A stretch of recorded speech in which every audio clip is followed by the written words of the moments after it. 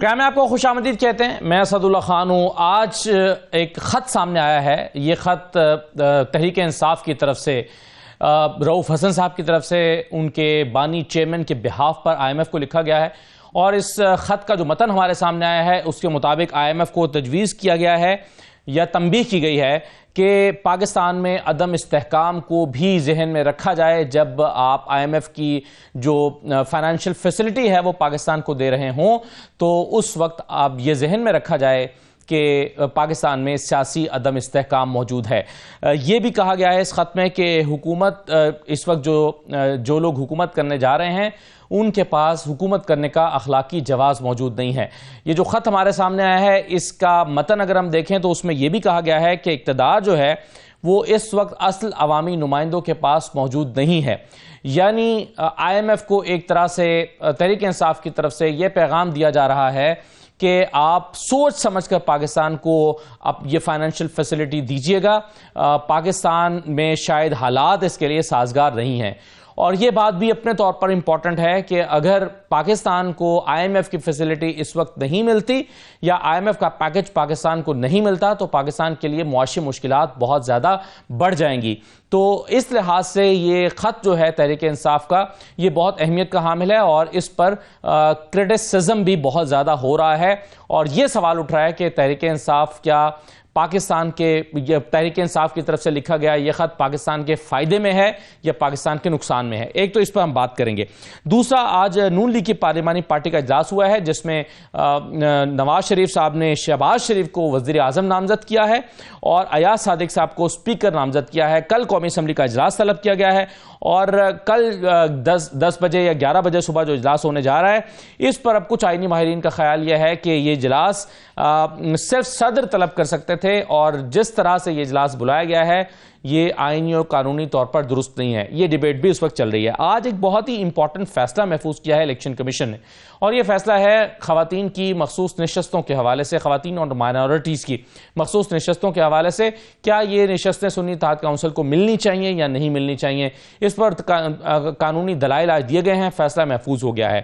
اب اس پر بھی بہت ساری کنٹروورسیز سامنے آتی رہی ہیں. آج ایک جو ریمارکس چیف الیکشن کمشنر کی طرف سے سامنے آئے ہیں وہ بڑے امپورٹنٹ تھے، جس میں کہا گیا تھا کہ جی سنی اتحاد کونسل کے سربراہ نے ایک الیکشن کمیشن کو خط لکھ دیا ہے، اور خط میں 26 فروری کو یہ کہا ہے کہ ہم جنرل الیکشن نہیں لڑے اور نہ ہی ہمیں مخصوص نشستیں چاہیے. سنی اتحاد کونسل کو مخصوص نشستیں نہیں چاہیے، تو آپ کیوں ان کو مجبور کر رہے ہیں؟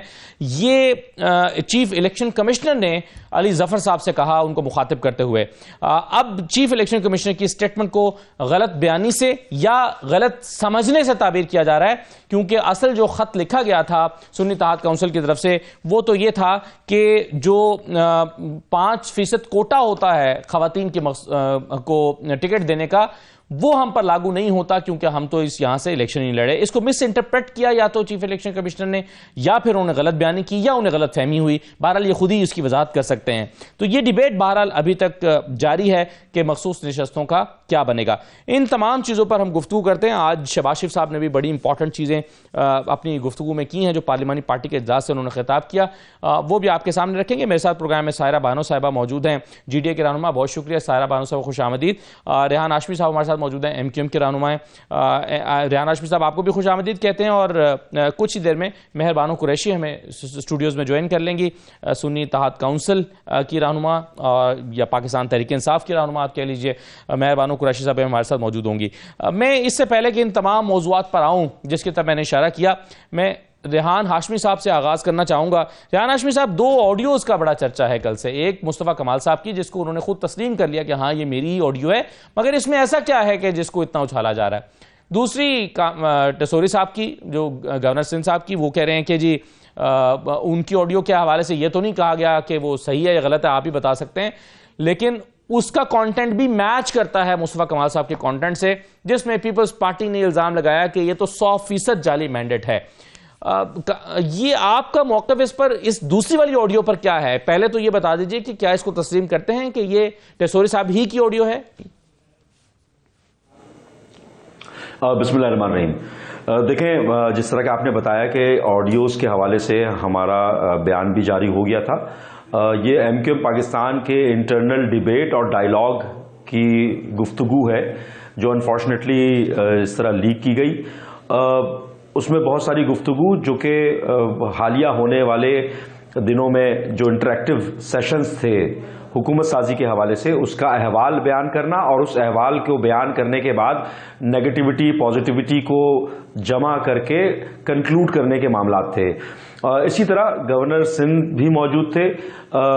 گورنر سندھ کی بھی آڈیو انہی کی ہے مگر اس آڈیو میں جو ہماری معلومات ہے جو ہماری انیشل انفارمیشن ہے اس میں ایڈٹ کیا گیا ہے اور اپنے من پسند جملوں کو فقروں کو آگے پیچھے کیا گیا ہے.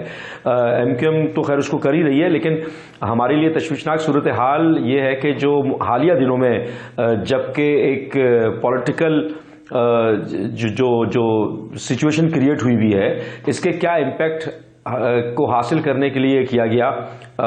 لیٹس سی اس میں کیا ہوتا ہے. تو ریحان ہاشمی صاحب لیکن ان آڈیوز میں جو ایک الزام پیپلز پارٹی کی طرف سے لگایا گیا جو نون لیگ کے ذریعے آپ کے سامنے آیا کہ جی آپ کا تو 100% مینڈیٹ جعلی ہے, اس پر ایم کیو ایم نے نون لیگ کے سامنے ان آڈیوز میں تو کم از کم ہمیں معلوم ہوتا ہے کوئی احتجاج نہیں کیا اور یہ نہیں کہا کہ جناب ایسا نہیں ہے, بلکہ جواب میں یہ کہا کہ اگر ہمارا مینڈیٹ 100% جعلی ہے تو یہاں پر ایسی جماعتیں بھی ہیں جن کا 200% مینڈیٹ جعلی ہے. یعنی آپ اس سے تاثر تو یہ مل رہا ہے کہ آپ یہ مانتے ہیں کہ اگر دھاندلی ہوئی ہے یا سیٹیں بانٹی گئی ہیں تو اس میں کچھ ہمیں بانٹی گئی ہیں تو کچھ اوروں کو بھی بانٹی گئی ہیں. دیکھیں اس کا تناظر ذہن میں رکھیے گا. یہ بریفنگ ہو رہی ہے رابطہ کمیٹی کے اراکین کو جو کہ ڈیسیجن میکنگ فورم ہے اور وہ ڈیسیجن میکنگ فورم کو بریف کیا جا رہا ہے کہ وہاں پر جو گفتگو ہوئی اور اس گفتگو وہ لڑائی جھگڑا تو ہو رہا نہیں تھا. اگر آپ کسی اور پولیٹیکل پارٹی کے ساتھ بیٹھ کر بھی بات چیت کر رہے ہیں تو وہاں پر کوئی ٹی وی ٹاک شو بھی نہیں ہو رہا تھا. وہاں پر تو آپ انٹریکٹیو سیشن کر رہے تھے, وہ ریسیپروکل جملوں کا تبادلہ بھی ہو رہا تھا. تو اس میں مسلم لیگ نون جو آپ کی بات سے میں اخذ کر پایا ہوں کہ پیپلز پارٹی کے دوستوں کو جو ضرورت پڑی کہ مسلم لیگ سے شکایت لگاتے ہوئے اگر انہوں نے یہ جملہ استعمال کیا ہے تو اس کے رسپانس میں ایم کیو ایم کی طرف سے بھی ایک اسٹیٹمنٹ دیا گیا.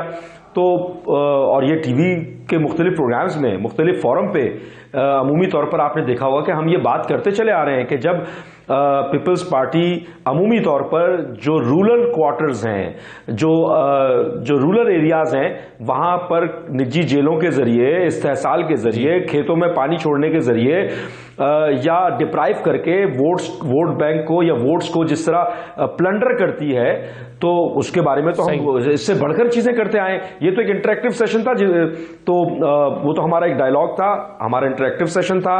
تو آپ یہ سمجھیں چلیں آپ یہ تو یہاں پر کوئی ریحان صاحب آپ یہ تو نہیں کہیں گے کہ آپ کا جو مینڈیٹ ہے, ریحان صاحب آپ یہ تو نہیں کہیں گے کہ جو آپ کا مینڈیٹ ہے وہ 100% جعلی ہے, آپ اتفاق نہیں کر سکتے کسی کے بھی الزام سے, لیکن آپ پیپلز پارٹی کے بارے میں یہ الزام ضرور لگا رہے ہیں کہ ان کا تو 200% جعلی ہے. یہ آپ ان کے بارے میں یہ سمجھتے ہیں؟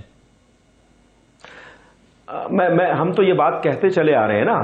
میں تو آپ کے ابھی پروگرام میں بھی یہ بات کہی کہ اگر رورل ایریاز سے جو رورل کوارٹرز ہیں وہاں پر استحصال کر کے نجی جیلیں بنا کر کھیتوں میں پانی چھوڑ کر کہیں پر پانی روک کر کہیں پر ووٹ کا پلنڈر کیا جا رہا ہے تو یہ تو آپ کا میڈیا بھی دکھاتا رہا ہے یہ سب چیزیں.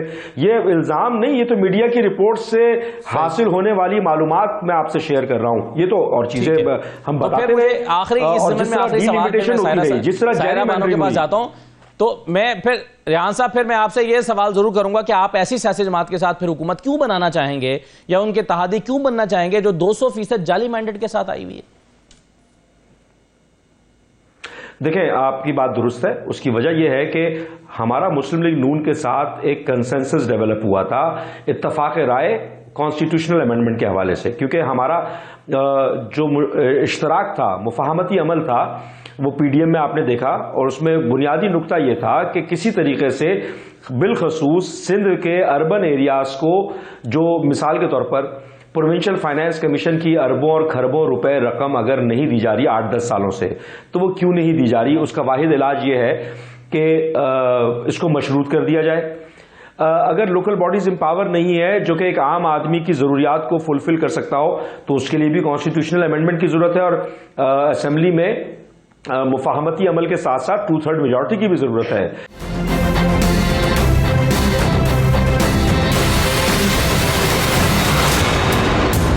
ہے سائرہ بانو صاحبہ، آپ تو احتجاج ہی کر رہے ہیں، آپ تو کہتے ہیں مینڈیٹ چوری ہو گیا. کس نے چوری کیا؟ یہ مختلف سیاسی جماعتیں آپ کی جو حریف تھیں، شاید آپ کا انضام ان کے بارے میں ہوگا، لیکن آپ کی کیا انٹرپریٹیشن ہے کہ، اور ان آڈیوز کو ذہن میں رکھتے ہوئے، کہ کس کا 100% جعلی ہے، کس کا 200% جعلی ہے؟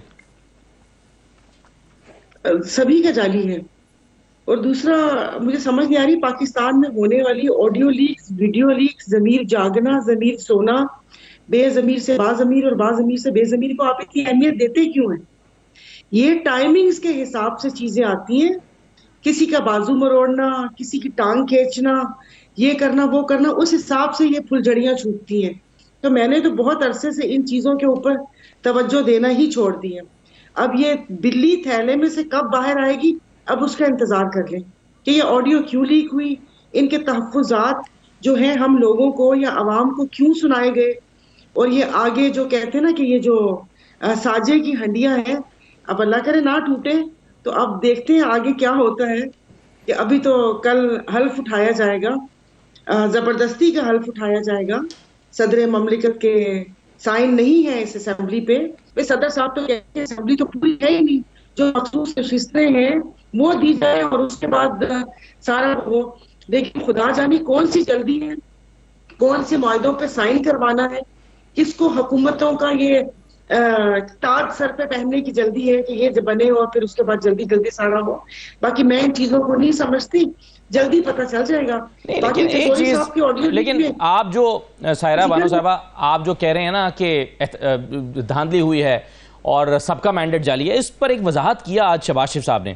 انہوں نے کہا کہ پھر اگر یہ بات ہے تو جو سیٹیں ہم ہارے ہیں پھر وہ کیوں ہار رہے ہیں، پھر تو ہمیں وہ بھی جیت لینی چاہیے. تو اتنے بڑے بڑے لوگ ہار گئے، خرم دستگیر ہار گئے، رانا ثناء اللہ ہار گئے، جاوید لطیف ہار گئے. ذرا میں آپ کو سنوانا چاہتا ہوں شہباز شریف صاحب نے کیا کہا ہے، سن لیجئے. وہ کہہ رہے ہیں کہ پھر جو ہم ہارے ہیں وہ اگر صحیح آ رہے ہیں تو پھر جیتے ہیں، تو پھر وہ بھی صحیح جیتے ہیں. سنیں ذرا.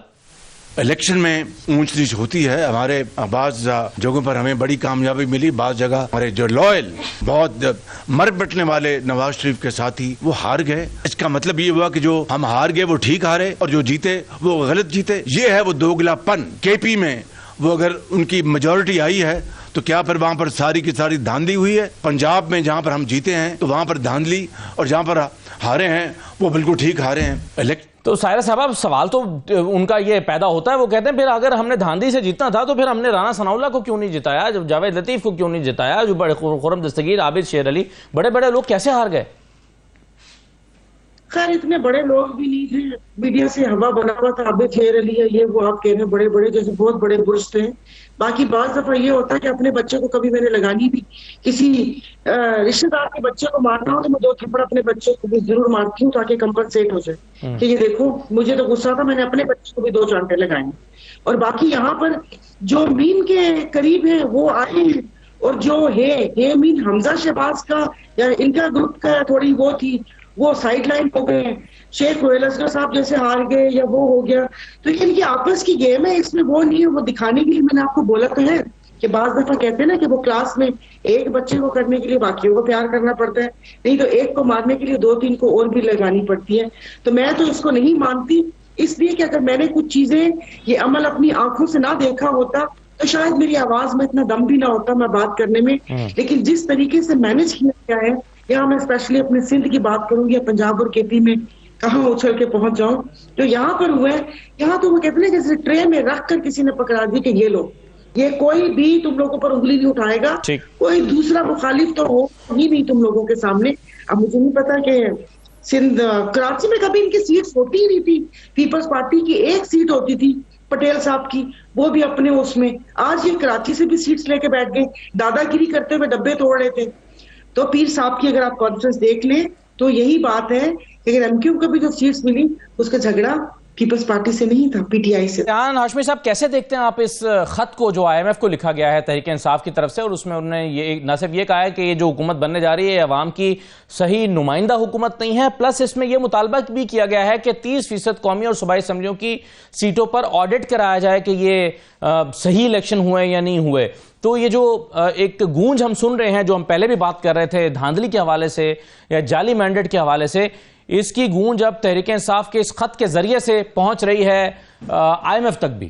دیکھیں ایک چیز ذہن میں رکھیے گا کہ خان صاحب جب حکومت پہ تھے، وزیر اعظم تھے، تو بیل آؤٹ پیکج بھی لیے گئے آئی ایم ایف سے، اور ملک کیونکہ اکنامک کرائسس میں تھا تو اس وقت ضرورت کے تحت قرض کی رقم بھی بڑی کثیر تعداد میں لینے شروع کی گئی، چونکہ اکنامک پراسپیرٹی کے حاصل کرنے کے لیے یا اسٹیبلٹی کے لیے بہت ضروری تھا اس وقت بھی. اور آج بھی صورتحال ایسی ہے کہ آپ کے پاس اکنامک کرائسس موجود ہے، ٹریڈ ڈیفیسٹ موجود ہے، لوکل انڈسٹری جو ہے وہ شٹ ڈاؤن ہوئی ہے، جہاں پر آپ کے انرجی کرائسس ہیں اور اینڈ سو آن، بہت ساری چیزوں کا سامنا کر رہے ہیں. تو یہاں پر اہل وطن کو فیصلہ کرنے کا بھی وقت ہے کہ آج آپ ماضی کے قرضوں سے جان چھڑانے کے لیے اور ایک for the specific time frame relief لینے کے لیے آپ کے پاس ماں سوائے اس کے کوئی آپشن نہیں ہے کہ آپ وہ ریلیف پیکج کا حاصل کرنے کے بعد آپ gradually sustainable long term policy, economic policy بنا کر اس قرض سے جان چھڑائیں. آپ انفارچونیٹلی نہیں ہو پا رہا کیونکہ آپ کی شارٹ ٹرم پالیسیز ہیں، ایک آتا ہے تو دوسری پالیسیز کو خراب کرتا ہے، تیسرا آتا ہے تو چوتھی کی پالیسی کو خراب کرتا ہے. وہ کنٹینیوٹی اور سسٹینیبلٹی نہیں ہے. اچھا، ابھی آج کا وقت ایسا ہے کہ آپ کو پاکستان کا دوست اور دشمن ہونے کا فرق محسوس ہو جائے گا. آپ بادل ناخواستہ، ہمیں پسند نہیں ہے، نہیں ہونا چاہیے. یہ قرض کی لعنت جو ہم پہ مسلط ہو گئی ہے، اب اس سے جان چھڑانے کے لیے آپ کے پاس ماں سوائے اس کے کہ شارٹ ٹرم بیل آؤٹ پیکج اور لانگ ٹرم اکنامک پالیسی کوئی آپشن نہیں آپ کے پاس.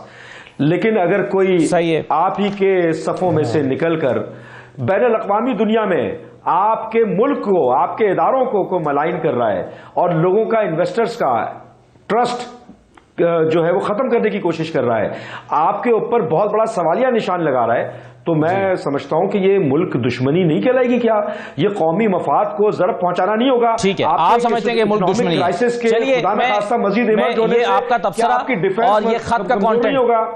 یہ ٹھیک ہے ریحان صاحب، یہ دونوں چیزیں مہربانوں صاحبہ کے سامنے رکھتا ہوں. میں صاحبہ بہت شکریہ، خوش آمدید. ایک تو جی صحیح ہے. چلیں میں صاحبہ یہ بتائیے کہ یہ جو خط لکھا گیا ہے آئی ایم ایف کو، جس کا لب لباب یہ ہے کہ بھئی سوچ سمجھ کے ان کو پیسے دینا، یہ لب لباب نہیں ہے. یہ نہیں ہے، یہ لب لباب نہیں ہے.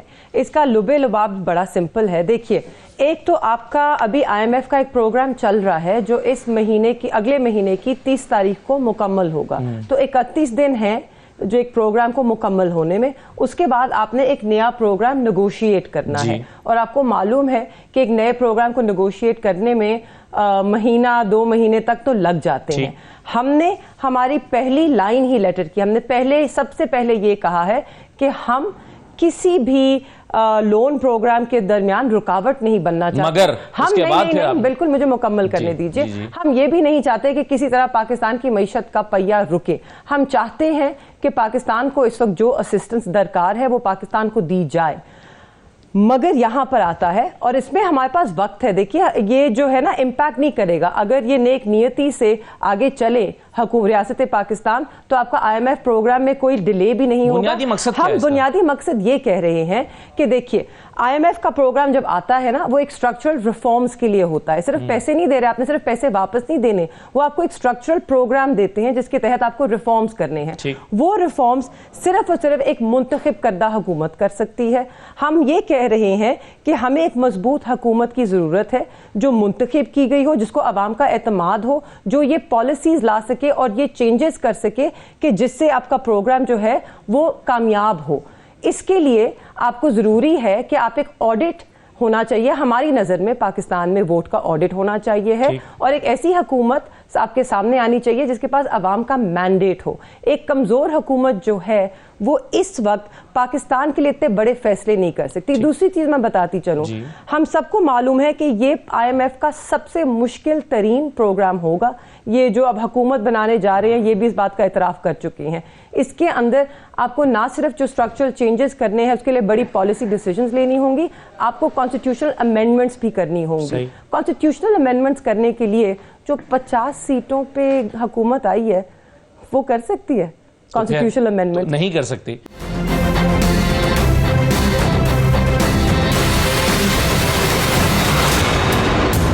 اسی حکومت کو تسلیم کرتے ہوئے اسی حکومت میں اپوزیشن کرنے جا رہے ہیں, پارلیمنٹ میں بیٹھ رہے ہیں, حلف اٹھانے جا رہے ہیں, آپ اسی حکومت کو تسلیم کر کے ہم اس حکومت کو تسلیم نہیں کر رہے, ہم کہہ رہے ہیں اس حکومت کے پاس مینڈیٹ نہیں ہے عوام کا, ہم پارلیمان میں حصہ بنیں گے کیونکہ ایک ڈیموکریٹک پروسیس ہے, ہم اس کو مضبوط کرنا چاہتے ہیں.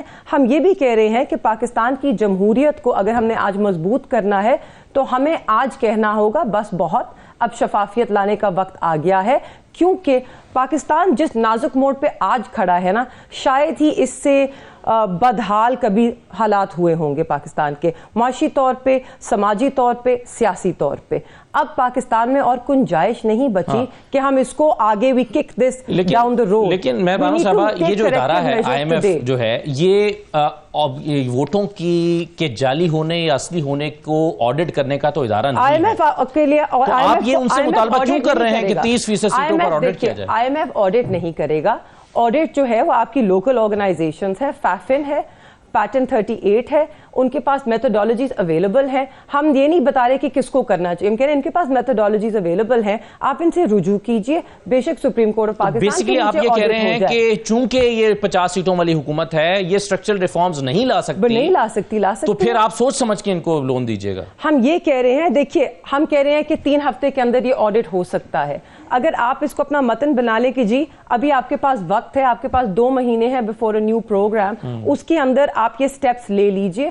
دیکھیے IMF کی اپنی کنڈیشنالٹیز ہوتی ہیں which have to do with good governance. یہ ہمیشہ انہوں نے سامنے رکھی ہیں. آپ کے سامنے ہے کہ کس طرح جب IMF کا وفد آیا تھا جون میں بھی, انہوں نے خان صاحب سے تب بھی ملاقات کی تھی, تب انہوں نے یہی کہا تھا کہ ہم نے 3 سٹیجز میں اپنے یہ جو پروگرام کی آخری جو ہیں جو ہم ایڈیشنل پروگرام دے رہے ہیں اس کو ہم 3 سٹیجز میں ہم نے ڈیفائن کیا. ایک سٹیج کیئر ٹیکر کو جائے گی, PDM حکومت کو جائے گی, سیکنڈ سٹیج کیئر ٹیکر کو, اور تیسری نئی حکومت کو. تو ہم نے اس طرح ڈیزائن کیا ہے. تو خان صاحب نے تب یہی پوچھا تھا کہ جی تیسری حکومت تو جب الیکشنز ہوں گے تو آئیں گے, تو انہوں نے کہا کہ یہ تبھی ڈسبرس ہوئے گی جب الیکشنز ہوں گے, بر وقت ہوں گے, شفاف ہوں گے. جی کیا تھا نا, کیا تھا مشروط, شفاف الیکشن کیا تھا, الیکشنز ہو گئے, بر وقت نہیں ہوئے, اس میں بھی ڈیلے آیا. اگر تو ٹائم پر تب نومبر کی بات ہے جب یہ میٹنگ ہوئی تھی, اگر تو یہ جون کی بات ہے, اگر ٹائم پر نومبر میں الیکشنز ہو جاتے تو شاید اتنے ایشوز ہی نہ ہوتے. مگر دیکھیے آپ یہ نہیں کہہ سکتے کہ اگر ہم ایک فنڈامنٹلی کریکٹ پوزیشن لے رہے ہیں وہ ہمیں نہیں لینی چاہیے. آپ کیا یہ کہہ رہے ہیں کہ جمہوریت کو مضبوط نہ کیا جائے؟ آپ کیا یہ کہہ رہے ہیں کہ بس ٹھیک ہے ایسے ہی چلتا ہے اس ملک میں, ڈالنے دو ڈاکہ ان کو عوام کی مینڈیٹ پہ؟ یہ جو فیصلے حکومت نے کرنے ہیں اس کا بوجھ کس نے اٹھانا ہے؟ عوام نے اٹھانا ہے نا. جس عوام کا مینڈیٹ آپ نے چھینا ہو, جس عوام کو آپ نے خاموش کیا ہو, کیا پھر آپ ان کے نام پہ بڑے بڑے فیصلے کر سکتے ہیں جو وہ عوام بھی ایکسیپٹ کرے گی؟ the kind of structural reforms we need, جس طرح کی ٹیرف ہائیکس آنے والی ہیں, عوام پہ بہت بڑا شہباز شریف صاحب آج بھی انہوں نے یہ کہا, دہرایا, انہوں نے کہا کہ میں اس بات پر قائم ہوں کہ 16 مہینے میں میری سب سے بڑی کارکردگی یہ ہے کہ میں نے ملک کو ڈیفالٹ سے بچایا. سنیے شہباز شریف صاحب نے کیا کہا, پھر میں سائرہ صاحبہ کے سامنے سوال رکھتا ہوں. ہم نے 16 مہینے, اگر مجھ سے کوئی پوچھے کہ نواز شریف صاحب کی قیادت میں اور 13 پارٹیوں کی کولیشن میں اگر ہم نے کیا کیا, تو میں بار بار کہوں گا کہ پاکستان کو دیوالیہ ہونے سے اللہ تعالیٰ نے بچایا. میں باخدا روز قیامت بھی رب تعالیٰ کی عدالت میں ہاتھ جوڑ کے کہوں گا کہ میں نے پاکستان کو ہم نے دیوالیہ ہونے سے بچا لیا, وگرنہ آج ہم یہاں نہ بیٹھے ہوتے. ہم نے 16 مہینے. سائرہ بانو صاحبہ, ایک طرف تو شہباز شریف صاحب کی حکومت نے دیوالیہ ہونے سے ملک کو بچایا, اور اب جب وہ معاشی طور پر ملک کو آگے لے جانا چاہتے ہیں, IMF کو ایک خط لکھا گیا ہے اور اس میں کہا گیا ہے کہ جناب یہ تو منتخب حکومت ہی نہیں ہے جن کو آپ پیسے دینے جا رہے ہیں.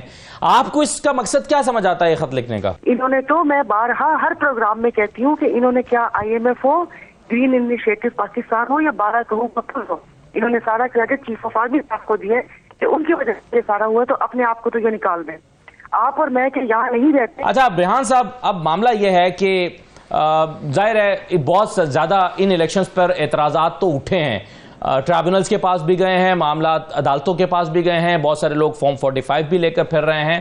اب آپ کے خیال میں, اور پھر یہ چیلنجز اپنی جگہ پر ہیں, معاشی چیلنجز ہیں, یہاں پر 100% اور 200% مینڈیٹ جعلی ہونے اور اصلی ہونے کی بحث بھی چل رہی ہے, یہ کیسے چیزیں آگے موو فارورڈ کریں گی کہ ہمیں اپنے اکنامک چیلنجز کو بھی دیکھنا ہے, عوام کی جو نمائندہ اصل حکومت ہے اس کا تعین بھی ابھی ہونا باقی ہے, کیسے چیزیں آگے چلیں گی؟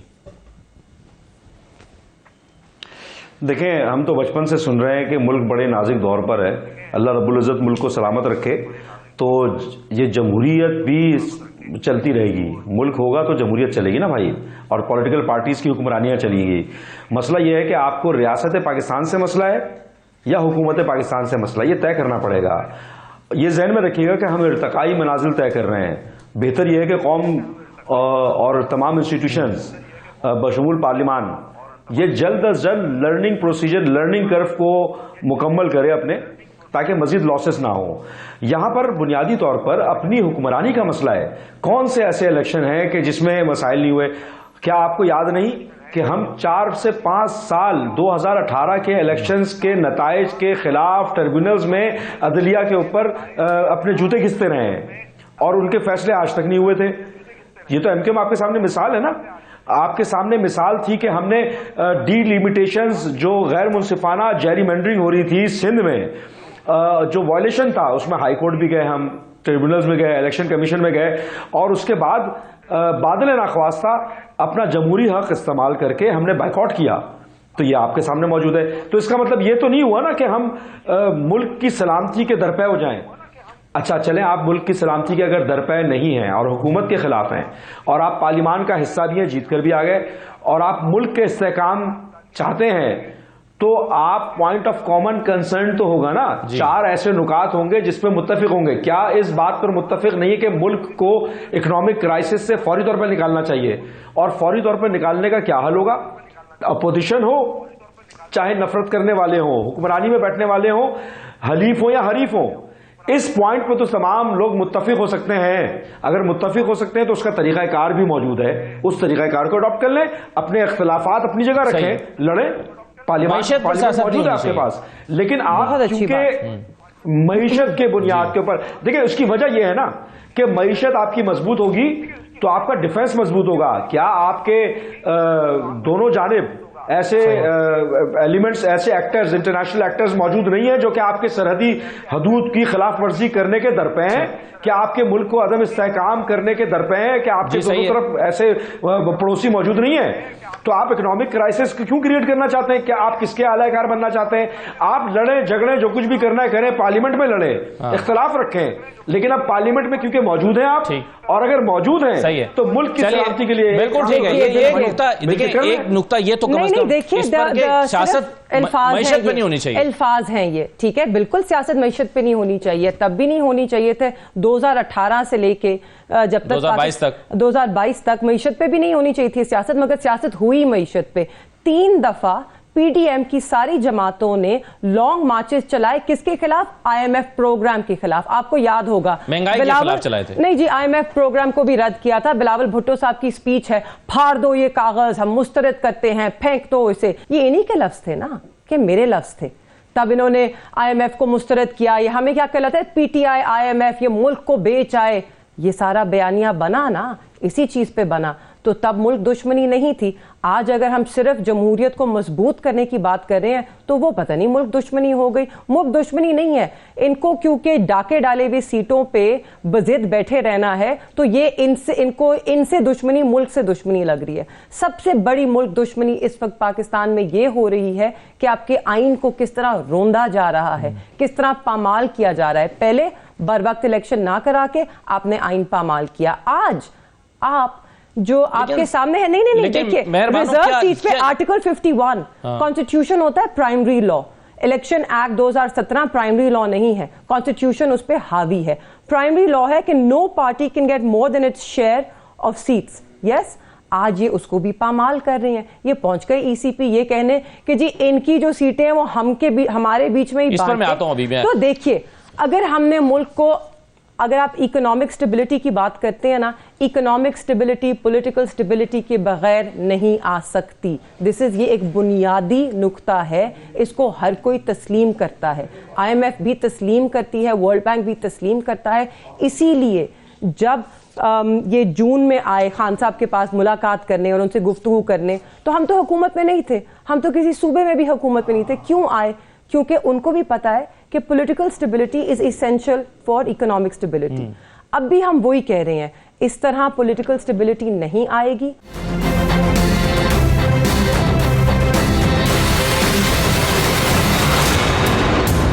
جو اصل میں جیتے ہیں ان کو لاؤ پھر IMF کو لے کر آؤ. یہ کہہ رہے ہیں IMF آ رہا ہے جی, IMF آپ کو پروگرام دے رہا ہے, آپ کا ابھی IMF کا پروگرام چل رہا ہے, اس کو ختم ہونے میں 31 دن باقی ہیں. اس سے پہلے آپ نیک نیتی سے عوام کو اس کا مینڈیٹ ریسٹور کر دیں تاکہ وہ IMF سے ایک ایسی حکومت گفتگو کرے کہ جس کے پاس عوام کا اعتماد حاصل ہو. چاہیے. لیکن ایک چیز ابھی جو ریحان ہاشمی صاحب نے, سائرہ بانو صاحبہ کہی ہے, وہ کہہ رہے ہیں کہ پاکستان میں کون سا الیکشن ہے جس کے بعد یہ شور نہیں مچا کہ یہ جعلی حکومت ہے, یہ سلیکٹڈ ہیں, یہ ہمارے ووٹوں کو چوری کر کے حکومت بنی ہے. لیکن چیزیں موو آن کرتی ہیں, IMF بھی آتا ہے, مختلف ورلڈ بینک بھی آتا ہے, اور چیزیں بھی آتی ہیں, چیزیں آگے بڑھتی ہیں, آپ کی قانونی جنگ جاری رہتی ہے, لیکن آپ کا ملک بھی, اس کے جو معاملات ہیں وہ بھی آگے بڑھتے ہیں, چیزیں رک نہیں جاتی. یہ اسٹریٹجی کیا صحیح ہے اس بات کو مشروط کرنا کہ IMF کا پروگرام تبھی آئے جب صحیح حکومت جو ہے وہ اقتدار سنبھالے؟ جی بالکل, میں تو اس سے پہلے بھی یہی بات کر رہی تھی کہ اگر کوئی آپ کے کاروبار میں آپ کو کوئی دھوکہ دے کر جاتا ہے, آپ کا ملازم, تو آپ اخبار میں اشتہار دیتے ہیں کہ اس سے لین دین والا خود ذمہ دار ہوگا. جب اپنے گھر کی اتنی پرواہ ہے. اور دوسرا انہوں نے کہا کون سے الیکشن, بالکل صحیح, میں تو فاطمہ جناح صاحبہ کے الیکشن سے شروع کروں گی کہ تب سے الیکشن, لیکن ایسا کہیں بھی نہیں دیکھا. جوڑ توڑ ہوتی ہے, اور جوڑ توڑ بھی یہی پریکٹس کرتی ہیں. یہ جو اقتدار میں ہے ہارس ٹریڈنگ انہوں نے سٹارٹ کی تھی. اور میں یہ سمجھتی ہوں کہ جو آپ بالکل صحیح کہہ رہی ہیں, میں مہر بانو قریشی ان کی بات کو سیکنڈ کرتی ہوں کہ آپ کیسی بات کروائیں, ہمیں تو بھروسہ نہیں ہے. اور باقی جو اس سے پہلے ریحان صاحب نے کہا کہ پروگرام میں یہ جو اس میں جو پاور کمپنیز کا ذکر کیا, پاور کمپنی میں نے تو نہیں لگائی. پاور کمپنی اسد اللہ خان صاحب آپ نے تو نہیں, عوام نے تو نہیں کہا. یہی دو پارٹیاں جو لوٹ لاٹ کے اس ملک کو اقتدار میں بیٹھی ہوئی ہیں, انہی کے لگائے ہوئے کارخانے ہیں. تو اگر کوئی ملک سے مخلص ہے تو اس کو دیکھیں, اس کا بوجھ آپ اور میں کیوں ڈوئیں. بالکل صحیح ہے کہ ان چوروں ڈاکوؤں کی حکومت, آئی ایم سوری میں یہ لفظ. ٹھیک ہے, چلیے. ریحان ہاشمی صاحب, یہ ریزرو سیٹس کا معاملہ, اس پر ظاہر الیکشن کمیشن ایک فیصلہ محفوظ کیا, ہمیں نہیں پتا وہ کیا فیصلہ آئے گا. لیکن یہ بات دلچسپ ہے کہ مختلف سیاسی جماعتیں بشمول MQM وہ الیکشن کمیشن کے پاس گئے ہیں اور وہ کہہ رہے ہیں کہ جناب جو سیٹیں سنی اتحاد کونسل مانگ رہی ہے انہیں مت دیجیے, یہ ہم میں بانٹ دیجیے. آپ کیسے دعوے دار ہو سکتے ہیں ان سیٹوں کے؟ میرا نہیں خیال کہ MQM کی طرف سے کوئی ایسا اسٹیٹمنٹ آیا ہے. اس کی وجہ یہ کہ قانونی معاملہ ہے, اور یہ قانونی معاملہ الیکشن کمیشن نے اپنے ریمارکس میں بھی غالباً جو ریویل کرے گا اس میں بھی واضح ہوگا. ان کا MQM الیکشن کمیشن کے پاس باضابطہ طور پر گئی ہوئی ہے ریحان صاحب, یہ درخواست لے کر الیکشن کمیشن میں. ہم اپنے ایشوز کے حوالے سے نہیں, اس حوالے سے ہم نے کوئی بات نہیں کی جو میری معلومات ہے, میں اس لیے آپ سے شیئر کر رہا ہوں. ہمارے پاس ہماری ریزرو سیٹس موجود ہیں, ہمارے پاس ہماری اپنی سیٹس موجود ہیں, اور جہاں تک ان کا تعلق ہے تو الیکشن کمیشن نے ایک اس پہ آبزرویشن دی ہے, اور وہ یہ کہ پوسٹ سکسیسفل ہونے کے بعد, پوسٹ الیکشن کے بعد آپ کلیم نہیں کر سکتے کیونکہ آپ نے کمپیٹ نہیں کیا تھا. اب دیکھیں, مجھے نہیں معلوم کہ کیا ان کے نتائج آئیں گے, کیونکہ اب ریزرو تو کر لیا انہوں نے ڈیسیجن, اور قانون کی پاسداری ہونی چاہیے. قانون کی پاسداری نہیں ہوگی, اگر ان کا حق بنتا ہے کانسٹیٹیوشن کے حوالے سے, آئین کے حوالے سے, قانون کے حوالے سے, الیکشن کمیشن کے قوانین کے حوالے سے ہی, تو ان کو ملنا چاہیے. بصورت دیگر ان کو بھی پیچھے ہونا چاہیے, ایکسیپٹ کرنا چاہیے اس بات کو. آپ کی ویسے رائے کیا ہے کہ سنی اتحاد کونسل کو ریزرو سیٹس نہیں ملنی چاہیے؟ آپ کیٹیگوریکلی یہ سمجھتے ہیں؟ دیکھیں, میں اس میں فرد واحد کی یا گروپ کی یا پولیٹیکل پارٹیز کی رائے نہیں ہے اس میں اہمیت کی حامل. اس میں جو اہمیت ہے وہ یہ ہے کہ کیا ایسا پریسیڈنٹ سیٹ ہوا ہے پہلے, اگر یہ موجود ہے کہ انفرادی طور پر الیکشن لڑنے کے بعد کسی پارٹی کا حصہ بنتے ہیں, تو وہ کیا وہ اسپیسیفک پولیٹیکل پارٹی انٹائٹلڈ ہو سکتی ہے یا نہیں ہو سکتی. ایک پریسیڈنٹ موجود ہوگا الیکشن کمیشن کے قوانین میں. تو میرا خیال ہے کہ جب پریسیڈنٹ اگر موجود ہے تو آپ کے پاس جوڈیشری کا رستہ کھلا ہوا ہے, ٹریبونل فیصلہ جو کرے گا آپ کے پاس قانونی آئینی رستہ موجود ہے. ہاں چاہیے. لیکن میرا سوال یہ نہیں تھا کہ میرا سوال بنیادی طور پر تو یہ ہے کہ باقی سیاسی جماعتیں کیسے مانگ رہی ہیں. آپ کہہ رہے ہیں آپ کے علم میں نہیں ہے, MQM نے مانگا ہے, چلے آپ کے علم میں نہیں ہے, لیکن آپ کے علم میں یہ تو ہوگا کہ نون لیگ اور پیپلز پارٹی نے بھی تو آن ایئر آ کر باضابطہ طور پر یہ کہا ہے کہ جی ہمیں دے دیجیے. اس میں دلچسپ بات یہ ہے کہ اگر ایسا ہو جاتا ہے تو پھر ریحان صاحب جو خیبر پختونخوا میں ایک مثال کے طور پر میں آپ کو اگر دوں 7 سیٹیں JUI نے جیتی ہیں, اور اگر پی ٹی آئی کی ان کو بانٹ دی جائیں تو ان کے حصے میں مزید 10 ریزرو سیٹیں آ جائیں گی، یعنی اپنی جیتی ہوئی سے بھی زیادہ سیٹیں ان کو مل جائیں گی مخصوص میرے بھائی، پیپلز پارٹی کی 4 ہیں، ان کو 6 مزید مل جائیں گی، تو یہ غیر منطقی سی بات ہو جائے گی۔ جی میں یہی تو عرض کر رہا ہوں کہ پیپلز پارٹی یا نون لیگ کے خواہش کے بارے میں تو میں کیسے بتا سکتا ہوں، حالانکہ ظاہری طور پر تو یہی ہوگا نا، کیونکہ وہ اپوننٹ ہیں، ایک دوسرے کے مخالف ہیں، وہ تو چاہیں گے کہ ان کے جو مخالف پارٹی ہے اس کو سیٹس نہ ملے، وہ سیٹوں سے محروم ہو، چاہے وہ اس کا جائز حق بھی کیوں نہ ہو، تو یہ کیسے ہو سکتا ہے؟ صحیح، تو وہ تو یقینی طور پہ چاہیں گے کہ نہ ہو، کیونکہ قانون اور آئین کوئی معنی نہیں رکھتا نا، یہ کوئی بچوں کا کھیل ہے، یہاں پہ لوڈو کھیلی جا رہی ہے، کس کی گوٹی اندر جائے یا کس کی گوٹی باہر رہ جائے۔ دیکھیے بات صرف سمپل ہے، ہر جماعت کو، ہم سیاسی جماعتیں ہیں، ہم جمہوری سیاسی جماعتیں ہیں، اور ہر پاکستانی کو آئین پاکستان کا احترام کرنا چاہیے۔ آئین پاکستان واضح ہے، کسی جماعت کو اس کی پروپورشن ہے ون کی سیٹوں کی، اس سے زیادہ بڑھ کے ریزرو سیٹ نہیں مل سکتی، نہ ہی آپ پارلیمان کو انکمپلیٹ چھوڑ سکتے ہیں۔ جو الیکشن کمیشن کا جو الیکشن ایکٹ ہے 2017 کی سیکشن 104 وہ ڈیفیشنٹ ہے، وہ کمپلیٹ نہیں ہے، وہ یہ نہیں بتاتا کہ اگر ایسا ہو جائے تو آپ نے کیا کرنا ہے۔ وہ کہتا ہے اگر جیسے پریسیڈنٹ ہے نا، آپ نے ایک لسٹ دے دی 0 کی، آپ کی سیٹیں آ گئی، تو کیا مطلب ہے آپ کو ریزرو سیٹ نہیں ملے گی؟ یا آپ نے 10 کی لسٹ دی تھی مگر آپ کی 20 بنتی ہیں، تو وہ ایگزاسٹو لسٹ نہیں، آپ اس میں ایڈ کر سکتے ہیں۔ یہ ایگزامپل تو موجود ہے نا کہ اگر آپ نے چھوٹی لسٹ دی ہوئی ہے تو آپ اس کو بڑھا سکتے ہیں، لیکن اگر آپ نے دی ہی نہیں ہے، وہاں پہ کچھ لکھا ہی نہیں ہے کہ اگر آپ دی ہی نہیں ہے تو نہیں ہو سکتا اگر آپ کی اتنی بھاری بن گئی، مگر یہ ضرور لکھا ہے آرٹیکل 51 میں کہ آپ کو نہ پارلیمان انکمپلیٹ رہ سکتی ہے، نہ آپ کو اپنے پروپورشن سے زیادہ سیٹیں مل سکتی ہیں، تو ان کو زیادہ سیٹیں نہیں مل سکتی۔ الٹیمیٹلی یہ فیصلہ سپریم کورٹ میں جا کر ہوگا۔ ایبسولوٹلی ناٹ، دیکھیے آپ نے ہر چیز سپریم کورٹ میں لے کے جانی ہے، آپ لے جائیے، مگر اگر آپ لے کر جائیں گے شاید اس کو، نہیں ہم تو اگر آپ کے خلاف الیکشن کمیشن سے فیصلہ آتا ہے تو آپ جائیں گے 100% لے کر جائیں گے، مگر الیکشن کمیشن آف پاکستان جو ہے اس وقت جو چیئرمین ہے الیکشن کمیشن کے، ان پہ آلریڈی بہت بڑے الزام لگے ہوئے ہیں، ان کا کردار تھوڑا مشکوک رہا ہے۔ بہتر یہی ہوگا کہ وہ اس وقت وہ فیصلے کریں جو آئین پاکستان کہتا ہے۔ sometimes we have to deduce, sometimes the law is not apparent, it is not very clear, پر ہمیں اسپرٹ سمجھ آتی ہے لا کی، تو اسپرٹ کو، جمہوریت کی اسپرٹ کو اور آئین کی اسپرٹ کو سب سے اوپر رکھیں اور پھر اپنے فیصلے کریں۔ جی سائرہ بانو صاحبہ، کیا ہوگا ان ریزرو سیٹس کا؟ بس کیا آپ کہہ سکتے ہیں کہ یہاں پر کون سا فیصلے آئین اور قانون کے مطابق ہوتے ہیں، اپنی منشا کے مطابق ہوتے ہیں، اگر ان کو سوٹ کرتا ہے اور کہ پھر اس کے بعد فیصلہ ہو جائے گا۔ آئین تو ہے ہی نہیں، دیکھیے وہ تو پامال ہو چکا ہے، میں تو فاتحہ بھی پڑھ چکی ہوں، اور جس طریقے سے ایک جماعت سے الیکشن سے پہلے نشان لیا گیا تو میں نہیں سمجھتی کہ ان کو یہ سہولت فراہم کی جائے گی۔ وہ نیٹ ورک میں ہوتا ہے نا کہ یہ سہولت آپ کے لیے، چلیں یہ تو اندازے ہیں نا، یہ تو گیس واقع ہے، لیکن اگر ظاہر ہے اگر فیصلہ پی ٹی آئی کے یہ سنی اتحاد کونسل کے حق میں نہیں آتا تو معاملہ سپریم کورٹ کے پاس چلا جائے گا، اور اس سے شاید سائرہ صاحبہ ابھی جو وزیر اعظم کا انتخاب ہے اس پر تو اثر انداز نہیں ہوگا، یہ سینٹ میں جا کے امپورٹنٹ ہو جائے گا۔ جی بالکل صحیح ہے، تو وہ امپورٹنٹ بھی ان کے لیے وہی ہے۔ یہاں پر تو جس طریقے سے آ گئے ہیں یا جیسے وہ ہوگا، میں نہیں سمجھتی کچھ ہوگا۔ آپ کے سامنے اب آپ اتنے عرصے سے سارا کچھ دیکھ رہے ہیں، کوئی بھی وہ کہتے ہیں نا اونٹ ہے اونٹ تیری کون سی کل سیدھی، آپ کو کوئی چیز بھی ہوتی نظر آتی ہے؟ میں تو نہیں سمجھتی۔ ایون یہاں پر ہم لوگوں کا بھی احتجاج چل رہا ہے، لیکن میں آپس کی بات بتا رہی ہوں کہ دل میں مجھے ایک وہ کہتے ہیں نا کہ بہت دکھی سی ہنسی ہنستی ہوں میں کہ یہ کس کے کان پہ جو رہیں گی، بحث کے آگے دین بجانا۔ اور ویسے آپ نے کا معاملہ سپریم کورٹ تک چلا جائے گا، لیکن ہمارے تو چیف صاحب اخبار دیکھتے ہیں، ٹی وی دیکھتے ہیں۔ چلیے دیکھتے ہیں کہ باقی سیاسی جماعتیں جو مانگ رہی ہیں، اور ریحان ہاشمی صاحب کہہ رہے تھے کہ ان کے علم میں نہیں ہے یا وہ سمجھتے ہیں کہ ایسا نہیں ہوا، لیکن بہرحال ایم کیو ایم بطور جماعت الیکشن کمیشن کے پاس گئی ہے، فاروق نسیم صاحب پیش ہوئے ہیں اس میں، اور انہوں نے کہا ہے کہ یہ ہمیں بھی دیجیے جناب، یہ جو سب میں بانٹ رہے ہیں ہمارا حصہ بھی بنتا ہے جو سنی اتحاد کونسل کی سیٹیں ہیں اس میں۔ اب دیکھتے ہیں کہ فیصلہ کیا آتا ہے۔ تمام مہمانوں کا شکریہ پروگرام میں شرکت کرنے کے لیے، اجازت دیجیے، اللہ حافظ۔